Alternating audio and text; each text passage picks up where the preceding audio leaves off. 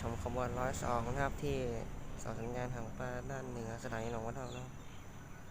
ตอนนี้อยู่ในท่าอนุญาตนะครับตอนนี้เครื่องกั้นรถไฟไปแล้วได้ลงเรียบร้อยแล้วนะครับอีกสักครู่ขบวนรถเร็วที่162จะผ่านครับ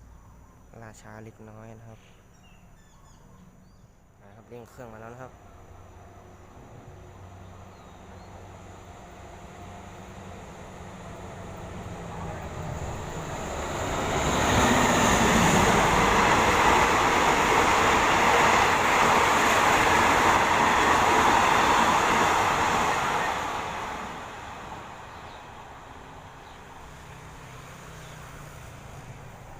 ผ่านไปแล้วนะครับเดี๋ยวเราจะไปชมการเก็บเสาสัญญาณนะครับ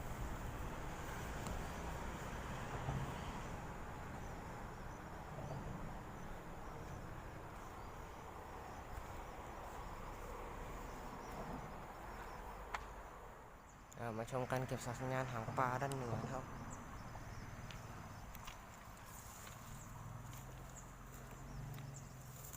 ของสถานีรถไฟหนองวัวเท่านะครับมาชมการเก็บกันนะครับ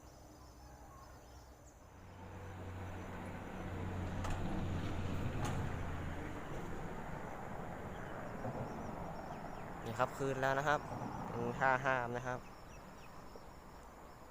สถานีหนองวัวเท่าครับเป็นชนิดปัจจัยกลเดี่ยวนะครับ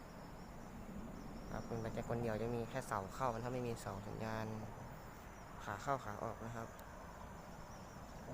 ไม่มีเสาสัญญาณออกจากสถานีครับเป็นชนิดปัจจัยกลเดี่ยวนะครับเรียบร้อยครับ